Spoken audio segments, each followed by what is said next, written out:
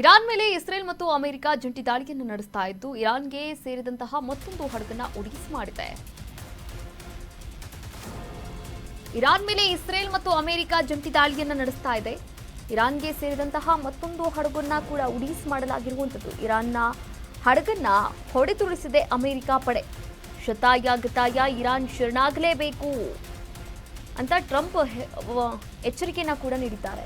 ಇರಾನ್ನ ಶರಣಾಗತಿ ಹೊರತು ಯುದ್ಧ ನಿಲ್ಲಲ್ಲ, ನಾವು ನಿಲ್ಲಿಸಲ್ಲ ಎನ್ನುವಂತಹ ಎಚ್ಚರಿಕೆಯನ್ನ ಕೂಡ ಕೊಟ್ಟಿರುವಂಥದ್ದು. ಇರಾನ್ ಮೇಲೆ ನಮ್ಮ ದಾಳಿ ಮುಂದುವರಿಯುತ್ತೆ, ಇರಾನ್ನ ಸಂಪೂರ್ಣವಾಗಿ ಶರಣಾದ್ರೆ ಮಾತ್ರ ಚರ್ಚೆಗೆ ಮುಂದಾಗ್ತೀವಿ, ಇನ್ನು ಇರಾನ್ ಶರಣಾದ್ರೆ ಮಾತ್ರ ಚರ್ಚೆ ಬಗ್ಗೆ ನಿರ್ಧಾರವನ್ನು ಮಾಡ್ತೇವೆ ಅಂತ ಟ್ರಂಪ್ ಸಲಹೆಯನ್ನ ಕೂಡ ನೀಡಿದ್ದಾರೆ.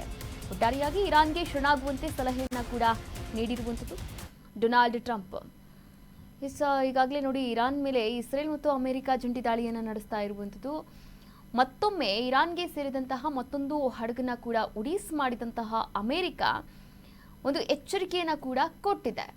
ಏನು ಎಚ್ಚರಿಕೆ? ಶತಾಯ ಗತಾಯ ಇರಾನ್ ಶರಣಾಗಲೇಬೇಕು, ಶರಣಾಗತಿ ಹೊರತು ಯುದ್ಧವನ್ನ ನಾವು ನಿಲ್ಲಿಸಲ್ಲ, ಜಂಟಿಯಾಗಿ ಯುದ್ಧವನ್ನ ಮಾಡ್ತೀವಿ ಎನ್ನುವಂತಹ ಎಚ್ಚರಿಕೆಯನ್ನ ಇರಾನ್ಗೆ ಅಮೆರಿಕ ಕೊಟ್ಟಿರುವಂಥದ್ದು. ಈ ಕುರಿತಂತೆ ಈಗಾಗಲೇ ಡೊನಾಲ್ಡ್ ಟ್ರಂಪ್ ಅವರು ಕೂಡ ಮಾತನಾಡಿದ್ದಾರೆ. ಇರಾನ್ ಸಂಪೂರ್ಣವಾಗಿ ಶರಣಾದ್ರೆ ಮಾತ್ರ ನಾವು ಈ ಬಗ್ಗೆ ಚರ್ಚೆಯನ್ನ ಮಾಡಿ ನಿರ್ಧಾರವನ್ನ ತೆಗೆದುಕೊಳ್ತೇವೆ ಅಂತ ಒಟ್ಟಾರೆಯಾಗಿ ಇರಾನ್ಗೆ ಶರಣಾಗುವಂತೆ ಸಲಹೆಯನ್ನ ಕೂಡ ನೀಡಿದ್ದಾರೆ Donald Trump. 12 to a 15. Their army is gone. They're just about, look, their navy is gone. Their communications are gone.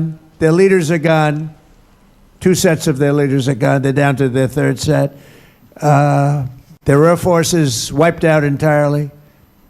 Think of it. They have 32 ships. All 32 are at the bottom of the ocean. Other than that, they're doing very well, Coach. Very well. We're doing, our military is doing phenomenally.